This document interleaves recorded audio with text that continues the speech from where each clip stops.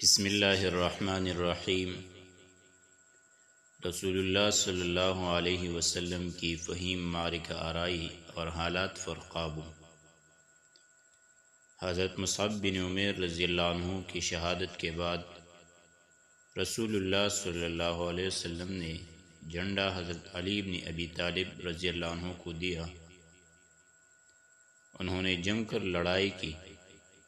وہاں پر موجود باقی صحابہ کرام نے بھی بے مثال جانبازی و سرفروشی کے ساتھ دفاع اور حملہ کیا، جس سے بالآخر اس بات کا امکان پیدا ہو گیا کہ رسول اللہ صلی اللہ علیہ وسلم مشرکین کے صفے چیر کر نرغے میں آئے ہوئے صحابہ کرام کی جانب راستہ بنائے۔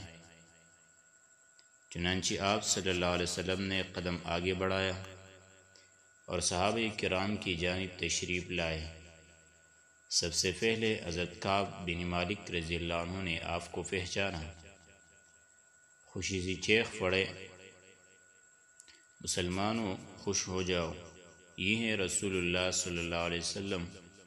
آپ نے اشارہ فرمایا کہ خاموش رہوں تاکہ مشرکین کو آپ کی موجودگی اور مقام موجودگی کا پتہ نہ لگ سکے، مگر ان کی آواز مسلمانوں کے کان تک پہنچ چکی تھی۔ چنانچہ مسلمان آپ کی فنا میں آنا شروع ہو گئے اور رفتہ رفتہ تقریباً 30 صحابہ جمع ہو گئے۔ جب اتنی تعداد جمع ہو گئی تو رسول اللہ صلی اللہ علیہ وسلم نے پہاڑ کی گھاٹی یعنی کیم کی طرف ہٹنا شروع کیا، مگر چونکہ اس واپسی کے معنی یہ تھے کہ مشرکین نے مسلمانوں کو نرغے میں لینے کی جو کارروائی کی تھی وہ بے نتیجہ رہ جائے، اس لیے مشرکین نے اس واپسی کو ناکام بنانے کے لیے اپنے تابڑتوڑ حملے جاری رکھے، مگر آپ نے ان حملہ آوروں کا ہجوم چیر کر راستہ بنا ہی لیا اور شیران اسلام کی شجاعت و شہزوری کے سامنے ان کی ایک نہ چلی۔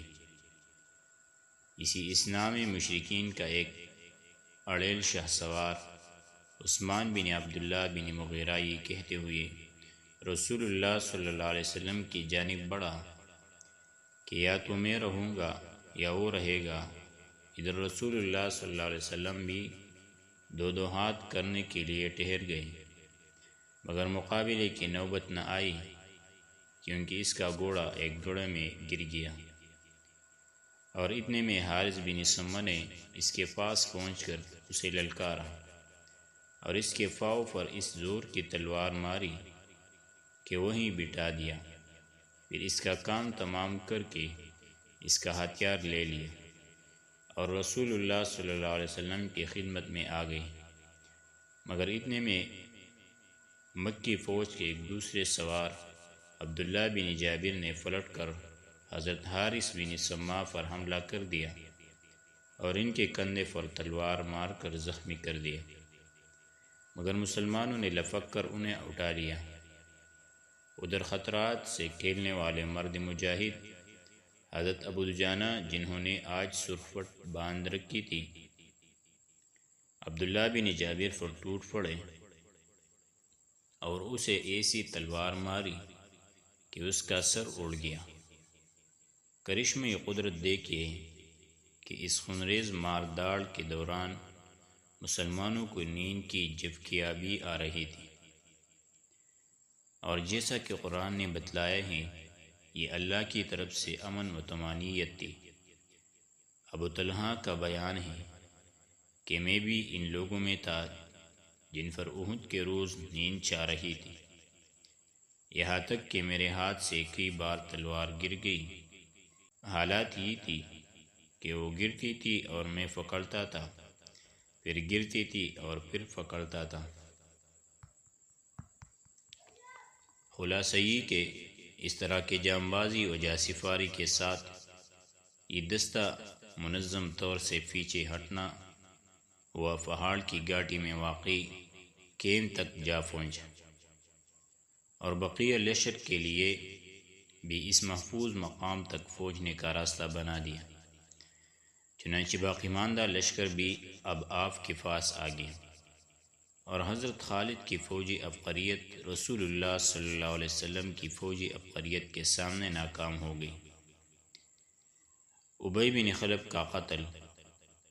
ابن اسحاق کا بیان ہے کہ جب رسول اللہ صلی اللہ علیہ وسلم گھاٹی میں تشریف لا چکے تو ابی بن خلف یہ کہتا ہوا آیا کہ محمد کہا ہے یا تو میں رہوں گا یا وہ رہے گا۔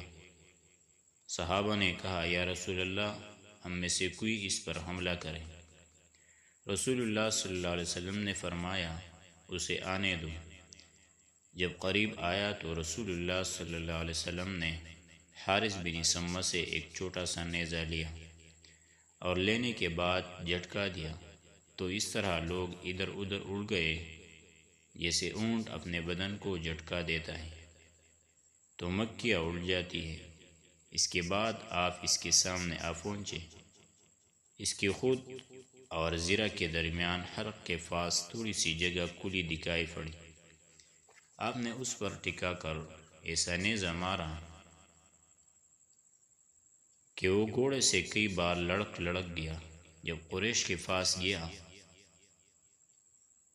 دراحالی کی گردن میں کوئی بڑی خراش نہ تھی، البتہ خون بند تھا اور بہتا نہ تھا، تو کہنے لگا مجھے واللہ محمد نے قتل کر دیا۔ لوگوں نے کہا خدا کی قسم تم نے دل چھوڑ دیا ہے، ورنہ تمہیں واللہ کوئی خاص چوٹ نہیں ہے۔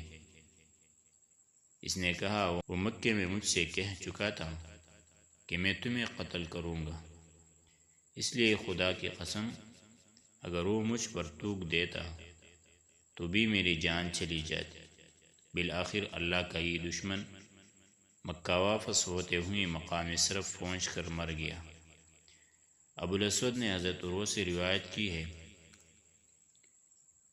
کہ یہ بیل کی طرح آواز نکالتا تھا اور کہتا تھا اس ذات کی قسم جس کے ہاتھ میں میری جان ہے، جو تکلیف مجھے ہے اگر وہ ذی المجاز کے سارے باشندوں کو ہوتی تو وہ سب کے سب مر جاتے۔ حضرت طلحہ رضی اللہ عنہ نبی صلی اللہ علیہ وسلم کو اٹھاتے ہیں۔ پہاڑ کی طرف نبی صلی اللہ علیہ وسلم کی واپسی کے دوران ایک چٹان آ گئی۔ آپ نے اس پر چڑھنے کی کوشش کی مگر چڑھ نہ سکے، کیونکہ ایک تو آپ کا بدن بھاری ہو چکا تھا، دوسرے آپ نے 2 زرہ پہن رکھی تھی، اور پھر آپ کو سخت چوٹیں بھی آئی تھی، لہذا حضرت طلحہ بن عبید اللہ نیچے بیٹھ گئی اور آپ کو کندھوں پر اٹھا کر کھڑے ہو گئے۔ اس طرح آپ چٹان پر پہنچ گئے۔ آپ نے فرمایا طلحہ نے جنت واجب کر لی۔ مشرکین کا آخری حملہ۔ جب رسول اللہ صلی اللہ علیہ وسلم گھاٹی کے اندر اپنی قیادت گاہ میں پہنچ گئے تو مشرکین نے مسلمانوں کو ذکر پہنچانے کی آخری کوشش کی۔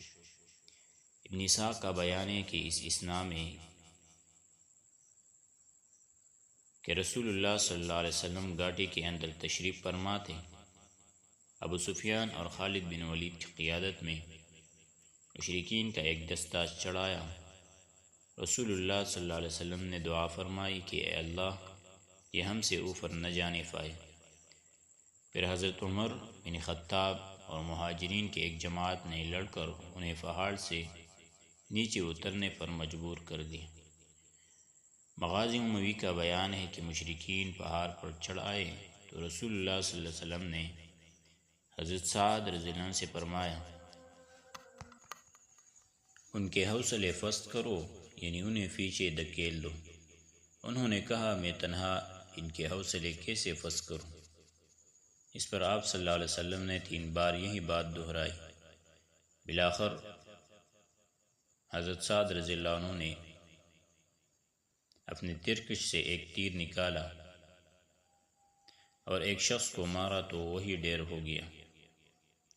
حضرت سعد رضی اللہ عنہ کہتے ہیں کہ میں نے پھر وہی تیر لیا، اسے پہچانتا تھا اور اس سے دوسرے کو مارا تو اس کا بھی کام تمام ہو گیا۔ اس کے بعد پھر تیر لیا، اسے پہچانتا تھا اور اس سے ایک تیسرے کو مارا تو اس کی بھی جان جاتی رہی۔ اس کے بعد مشرکین نیچے اتر گئے۔ میں نے کہا یہ مبارک تیر ہے، پھر میں نے اسے اپنے ترکش میں رکھ لی۔ یہ تیر زندگی بھر حضرت سعد رضی اللہ عنہ کے پاس رہا اور ان کے بعد ان کی اولاد کے پاس رہا۔ شہداء کا مسلح، یہ آخری حملہ تھا جو مشرکین نے نبی صلی اللہ علیہ وسلم کے خلاف کیا تھا، چونکہ انہیں آپ کے انجام کا صحیح علم نہ تھا، بلکہ آپ صلی اللہ علیہ وسلم کی شہادت کا تقریباً یقین تھا۔ اس لیے انہوں نے اپنے کیمپ کی طرف پلٹ کر مکہ واپسی کی تیاری شروع کر دی۔ کچھ مشرک مرد اور عورتیں مسلمان شہداء کے مسلح میں مشغول ہو گئے، یعنی شہیدوں کی شرمگاہیں اور کان ناک وغیرہ کاٹ لی، پیٹ چیر دیے۔ ہند بنت عتبہ نے حضرت حمزہ رضی اللہ عنہ کا کلیجہ چاک کر دی اور منہ میں ڈال کر چبایا اور نگلنا چاہا، لیکن نگل نہ سکی تو توک دیا اور کٹے ہوئے کانوں اور ناکوں کا پازیب اور ہار بنایا۔ آخر تک جنگ لڑنے کے لیے مسلمانوں کی مستعد دی۔ پھر اس آخری وقت میں دو ایسے واقعات پیش آئے جن سے یہ اندازہ لگانا مشکل نہیں کہ جانباز و سرفروش مسلمان آخر تک جنگ لڑنے کے لیے کس قدر مستعد تھے اور اللہ کی راہ میں جان دینے کا کیسا ولولہ خیز جذبہ رکھتے تھے۔ حضرت کعب بن مالک رضی اللہ عنہ کا بیان ہے کہ میں ان مسلمانوں میں تھا جو گھاٹی سے باہر آئے تھے۔ میں نے دیکھا کہ مشرکین کے ہاتھوں مسلمان شہداء کا مسلح کیا جا رہا ہے تو رک گیا، پھر آگے بڑھا۔ کیا دیکھتا ہوں کہ ایک مشرک جو بھاری بھرکم زرہ میں ملبوس تھا شہیدوں کے درمیان سے گزر رہا ہے اور کہتا جا رہا ہے کہ کٹی ہوئی بکریوں کی طرح ڈھیر ہو گئے، اور ایک مسلمان اس کے راہ تک رہا ہے، وہ بھی زرہ پہنے ہوئے ہے۔ میں چند قدم اور بڑھ کر اس کے پیچھے ہو لیا، پھر کھڑے ہو کر آنکھوں ہی آنکھوں میں مسلم اور کافر کو تولنے لگا۔ محسوس ہوا کہ کافر اپنے ڈیل ڈول اور ساز و سامان دونوں لحاظ سے بہتر ہے۔ اب میں دونوں کا انتظار کرنے لگا۔ بالآخر دونوں میں ٹکر ہو گئی اور مسلمان نے کافر کو ایسی تلوار ماری کہ وہ پاؤں تک کاٹتی چلی گئی۔ مشرک دو ٹکڑے ہو کر گرا۔ پھر مسلمان نے اپنا چہرہ کھولا اور کہا، او کعب، کیسی رہی؟ میں اب دجانہ ہوں۔ خاتمہ جنگ پر کچھ مومن عورتیں میدان جہاد میں پہنچی۔ چنانچہ حضرت انس رضی اللہ عنہ کا بیان ہے کہ میں نے حضرت عائشہ بنت ابی بکر رضی اللہ عنہ اور ام سلیم کو دیکھا کہ فنڈلی کی فازیب تک کپڑے چڑھائے پیٹ پر پانی کی مشکیزیں لا رہی تھی اور زخمیوں کے منہ میں انڈیل رہی تھی۔ حضرت عمر کا بیان ہے کہ احد کے روز حضرت ام سلیت ہمارے لیے مشکیزیں بھر بھر کر لا رہی تھی۔ انہی عورتوں میں حضرت ام ایمن بھی تھی۔ انہوں نے جب شکست خوردہ مسلمانوں کو دیکھا کہ مدینے میں گھسنا چاہتے ہیں تو ان کے چہروں پر مٹی پھینکنے لگے اور کہنے لگی، یہ سود کاٹنے کا تکلا لو اور ہمیں تلوار دو۔ اس کے بعد تیزی سے میدان جنگ میں پہنچی اور زخمیوں کو پانی پلانے لگی۔ ان پر حبان بن ارقہ نے تیر چلایا، وہ گر پڑی اور پردہ کھل گیا۔ اس پر اللہ کے اس دشمن نے بھرپور قہقہہ لگایا۔ رسول اللہ صلی اللہ علیہ وسلم پر یہ بات گراں گزری اور آپ نے حضرت سعد بن ابی وقاص کو ایک غیر انی کی تیر دے کر فرمایا، اسے چلاؤ۔ حضرت سعد نے چلایا تو وہ تیر حبان کے حلق پر لگا اور وہ چت گرا اور اس کا پردہ کھل گیا۔ اس پر رسول اللہ صلی اللہ علیہ وسلم اس طرح ہنسے کہ جڑ کے دانت دکھائی دینے لگی۔ فرمایا، سعد نے ام ایمن کا بدلہ چکا لیا، اللہ ان کی دعا قبول کرے۔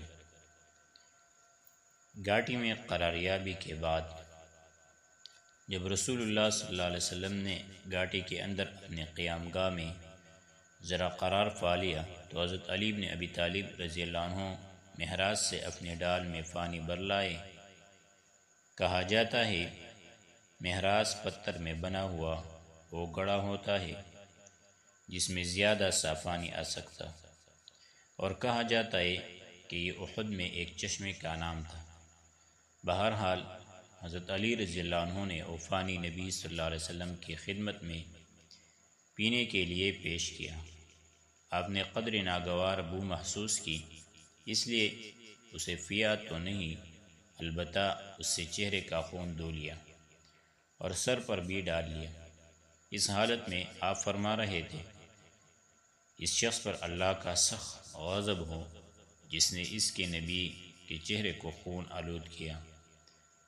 حضرت سہل رضی اللہ عنہ فرماتے ہیں، مجھے معلوم ہے کہ رسول اللہ صلی اللہ علیہ وسلم کا زخم کس نے دھویا، پانی کس نے بہایا اور علاج کس چیز سے کیا گیا۔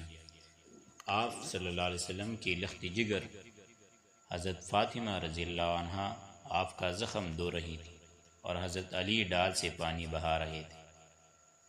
جب حضرت فاطمہ رضی اللہ عنہ نے دیکھا کہ پانی کے سبب خون بڑھتا ہی جا رہا ہے تو چٹائی کا ایک ٹکڑا لیا اور اسے جلا کر چپکا دیا، جس سے خون رک گیا۔ ادھر حضرت محمد بن مسلمہ رضی اللہ عنہ شیریں اور کچھ ذائقہ پانی لائے، نبی صلی اللہ علیہ وسلم نے نوش فرمایا اور دعائے خیر دی۔